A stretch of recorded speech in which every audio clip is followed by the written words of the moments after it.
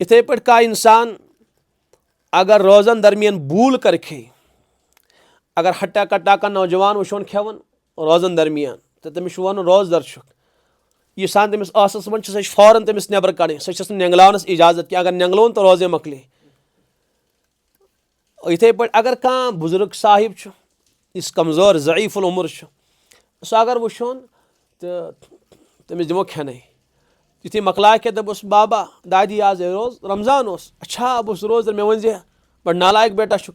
दस कह परवाह अम्मी दादी चन रोज बरकरार चान रोज गई फासिद तो बहरहाल हदीसस मज अतिया अमिस खेनोक तो चानोक बेस रोजन हूँ सवाब सवाब तस कम कह अगर हट्टा कट्टा तमिस वन रोजदर